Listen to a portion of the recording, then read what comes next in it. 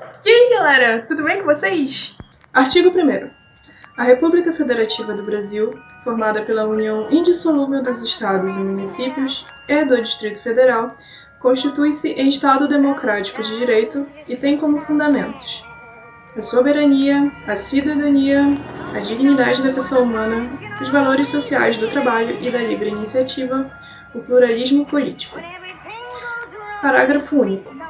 Todo o poder emana do povo, que o exerce por meio de representantes eleitos ou diretamente nos termos desta Constituição. Assim inicia o documento que vai ser o centro da nossa discussão de hoje, a Constituição Federal. Antes de começar com o estudo genuíno do direito constitucional, é sempre relevante a gente explicar mais ou menos como funciona o seu principal documento que dá inclusive nome a essa matéria e denuncia seu objeto de estudo. Promulgado em 1988 por uma Assembleia Constituinte que tinha como relator Ulisses Guimarães, a Constituição funciona como a limitante do poder do Estado e enumera os direitos e garantias fundamentais dos seus cidadãos. Hans Kelsen, um filósofo da década de 50, em seu famoso esquema de pirâmide, declarou que a Constituição Federal é aquela que se encontra no topo da pirâmide na ordem de aplicação das normas nos estados de direito, ou seja, ela precisa ser respeitada prioritariamente e qualquer norma abaixo dela que venha a infringi-la precisa ser revista de imediato. Querida, mas até agora você só tá falando das coisas teóricas e como é que eu coloco tudo isso daí em prática? Cara, é verdade, mas você sabia que aqui no Brasil tem uma minoria de pessoas que não estão querendo se vacinar contra a Covid-19? É sério? Pois é, inclusive a obrigatoriedade da vacinação foi considerada como constitucional pelo STF. Quer saber como o direito constitucional se encaixa nessa situação real? É isso que eu vou tentar explicar pra vocês agora. A descoberta de uma nova vacina ou remédio que vem pra ajudar no combate a uma mazela que afetou a sociedade de uma maneira tão estridente como foi a Covid-19 sempre é um fato que causa certo medo e ansiedade nas pessoas. Igual ao que ocorreu lá no Rio de Janeiro no ano de 1904, durante a pandemia de varíola, em que o povo recusou aceitar a possibilidade de serem vacinados e, como consequência, uma revolta acabou se instalando, deixando muita gente machucada. Aqui no Brasil, desde que foi anunciado o Plano Nacional de Vacinação contra a Covid-19 em dezembro de 2020, ações diretas de inconstitucionalidade começaram a surgir para questionar a legitimidade da lei que impõe a vacinação, bem como recursos extraordinários voltados ao questionamento dessa imposição. Esses questionamentos, então, foram levados ao STF, já que poderiam ser considerados como questões de cunho constitucional. Nesse caso, seria averiguado se a lei complementar não infringe nenhuma norma ou princípio contido na Carta Magna. Então, a partir do momento que o STF recebe esses questionamentos, ele passa a olhar para eles pelos olhos da Constituição.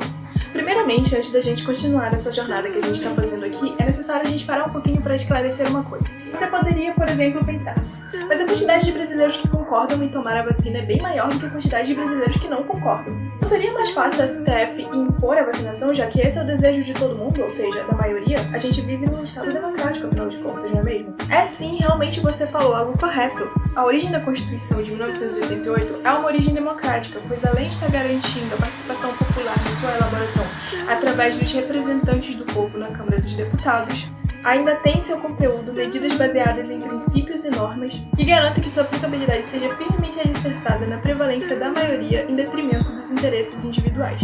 Acontece que a nossa Constituição também pode ser considerada como uma Constituição garantia, ou seja, ela preza pela menor influência que o Estado pode fazer na vida dos indivíduos da sociedade. E isso é entendido como a liberdade negativa do Estado. Abrindo mais um parêntese aqui, a gente pode entender a liberdade negativa como uma forma de garantir que o Estado não vai ultrapassar certos limites na sua atuação para como cidadãos, limitando a liberdade que essas pessoas devem ter, o que deve ser garantido pela Constituição. Mas mesmo essa definição enfrenta alguns probleminhas conceituais, segundo os especialistas, que talvez nós venhamos a discutir novamente por aqui no outro vídeo.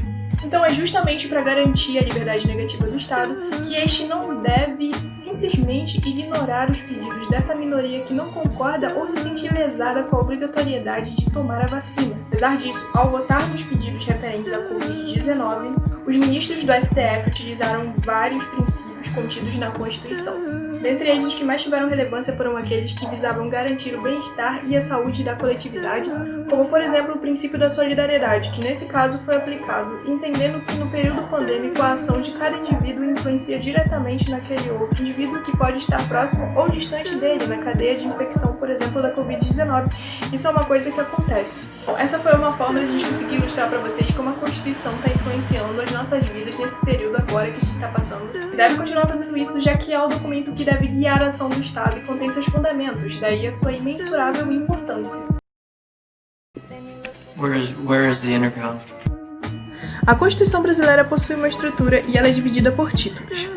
O título 1 trata dos princípios fundamentais, ou seja, sobre os princípios nos quais a ordem jurídica brasileira se baseia para existir. São eles: a soberania, a cidadania, a dignidade da pessoa humana, os valores sociais do trabalho, da livre iniciativa e o pluralismo político.